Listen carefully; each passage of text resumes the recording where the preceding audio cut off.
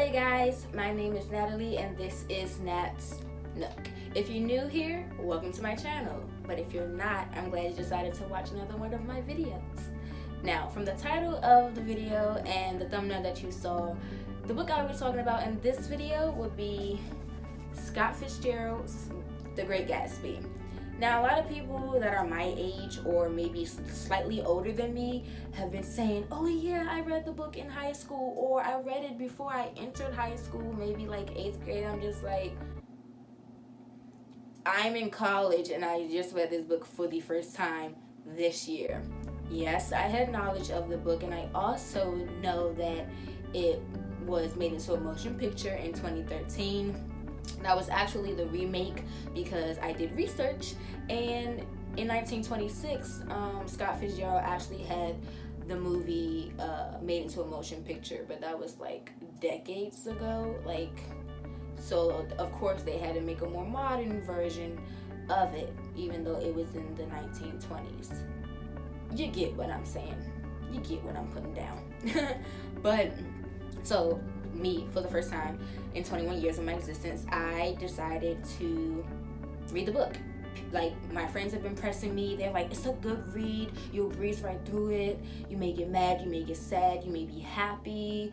And I was like, okay, someone give me the book or I'll buy it and I'll read it and tell you what I think. So a friend of mine actually let me borrow a copy of her book, and I read it spring break of this year.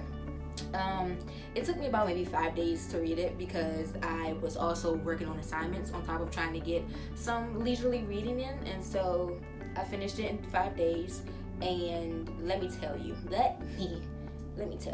while I was reading the book, I was sharing my thoughts about, Jay Gatsby, and I was sharing my thoughts about Nick Carraway and, Daisy, and just all of what was going on. And I was just like, sis, the tea is hot. The tea is hot in this book. But she told me as I got towards the end that I will either be sad or angry. And let me tell you, I was more angry than anything. But before we get to the end, I'm just gonna talk about a few tropes that were very prominent, and I felt like Fitzgerald really incorporated in the novel very effortlessly when he wrote certain parts, and how he had all the relationships of the characters tie in with one another, and how the drama was just like it was able to connect the dots, and you were able to connect the dots and pinpoint the problems in each character and pinpoint the solutions. And overall, it was a great read.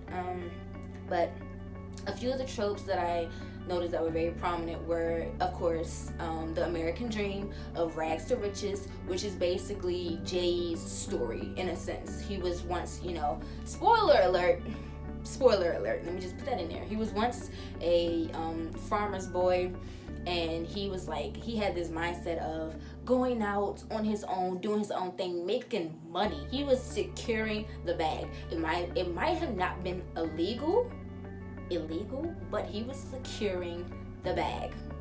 Okay, so he made it a mission. He did some, networking with some people, and he pulled some strings, and he became the wealthiest man in NYC. You dig? So, and his name was everywhere. People knew him everywhere. I want to be like that. I want to be like him, but just make my money, legally.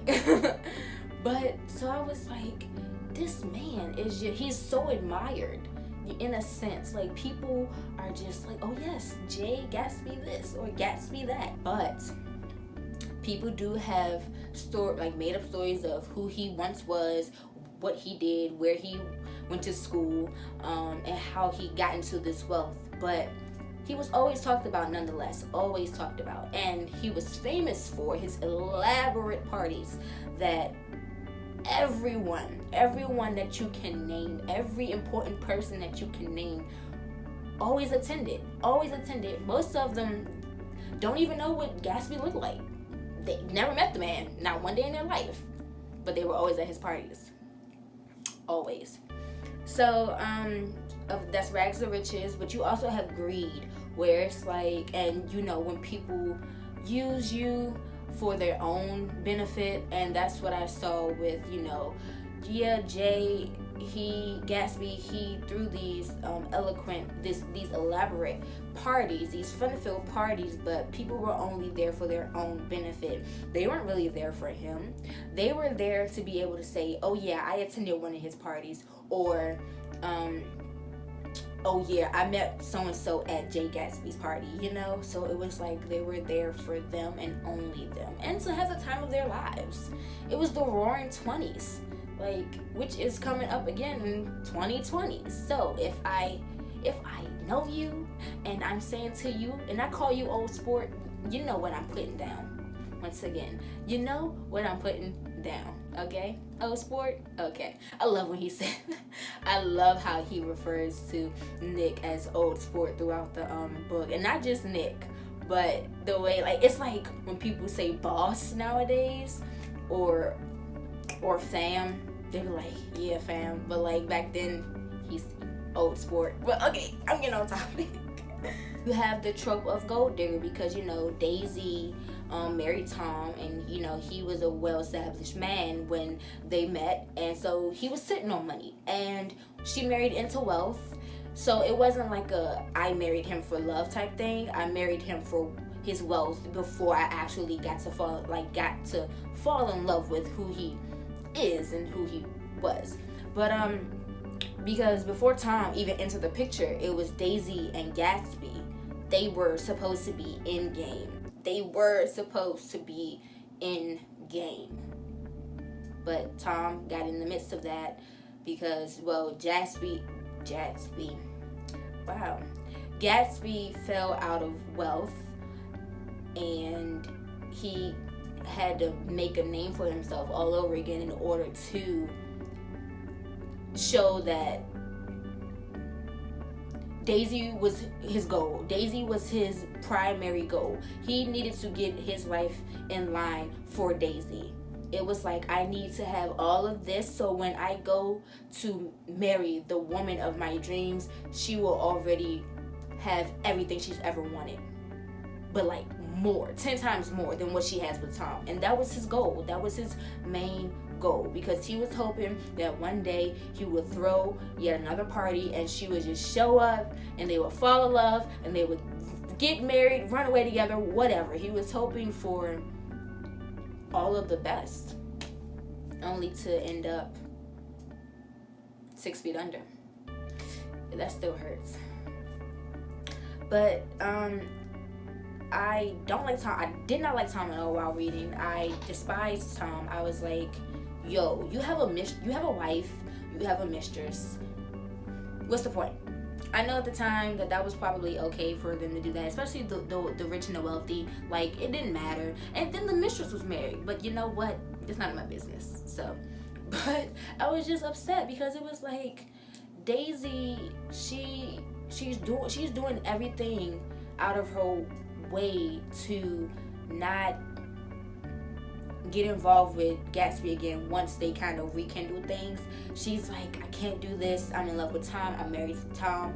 He is my husband. Knowing that he's cheating on her because he has a mistress. The tea is hot, like I said. The tea is hot, people. It's hot. So, but eventually she does get to a point where she just doesn't care, and she's like, my heart belongs to you, Gatsby, but it also belongs to Tom. And it's just this sense of another trope that I noticed. The primary trope that I noticed was unrequited love, and that's what was going on with Gatsby. Gatsby was like, Daisy is the it girl. She is the girl for me. But Daisy was like, I might be the girl for you, but I am wedded to someone else. I am devoted to this other man. He might not be devoted to me as much, but I'm his girl. I'm his wife.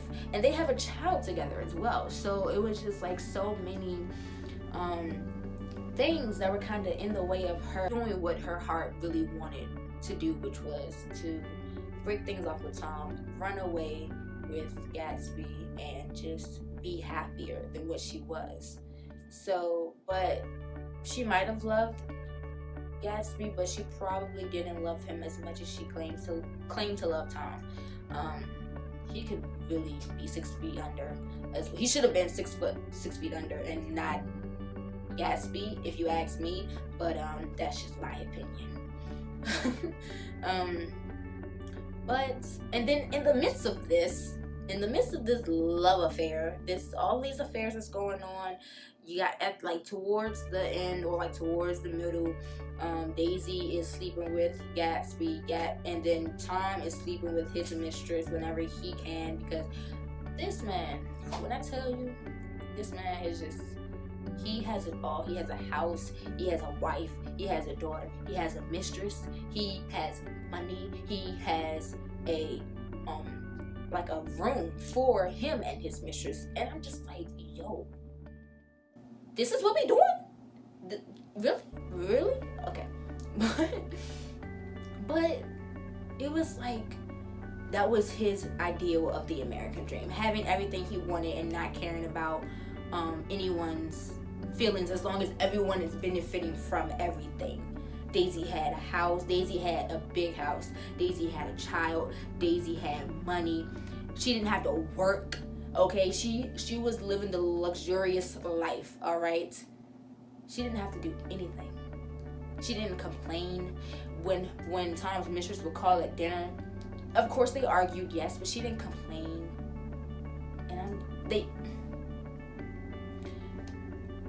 But it was only because of the class system.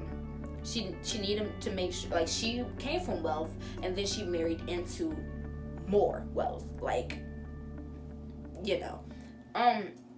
So, but it wasn't what she really longed for. Like, deep down in her heart, she knew that's not what she wanted.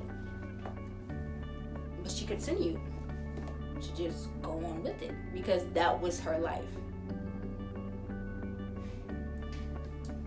Things got out of hand, for sure. Love can be so pure, so innocent, but it can also be toxic, because in the midst of all that was going on, I honestly felt bad for Nick. He went through a rough time. He was keeping people lies. He was keeping people's secrets. He was just in the midst of the war zone. He lost a great man. He lost a best friend that he didn't even know for a long period of time. And it's just like, he saw literally everything. He got to know this man. He just ignored the stories that other people told him. He got to know this man for himself. And then he watched this, well, he didn't watch him die, but he heard this man die. And then the only one to be at his funeral. Well, in the book, one of the guests from the party did come to the funeral, and Gatsby's father showed up as well. But not one other person that was at that party, at all of those parties that he threw, not one of them decided that they were going to show their respects, that they were going to show their condolence, that they were going to give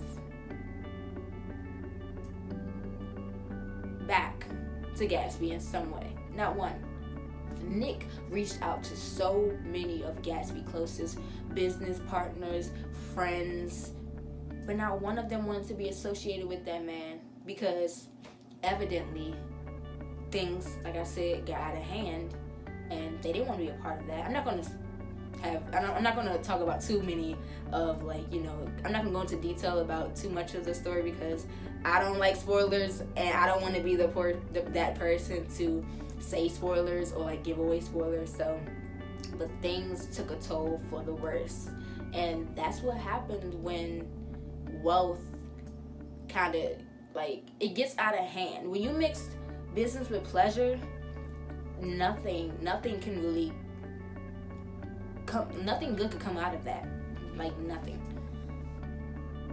And that's what basically happened to Gatsby.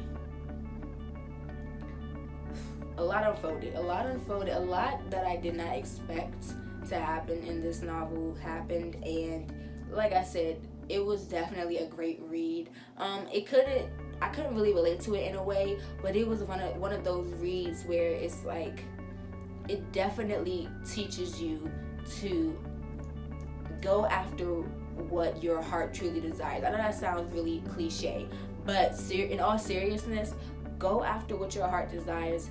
Don't settle, because that's what Daisy did. She settled.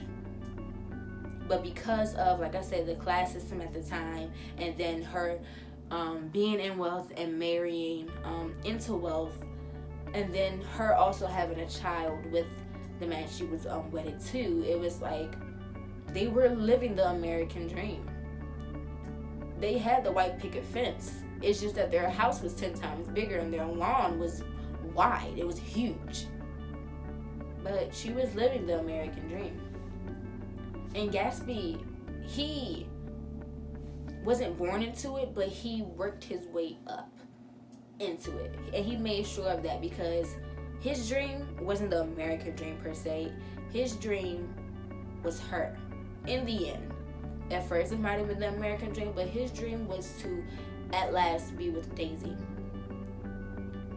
And I really do feel as though that the film did an excellent job of recreating the story of the Great Gatsby.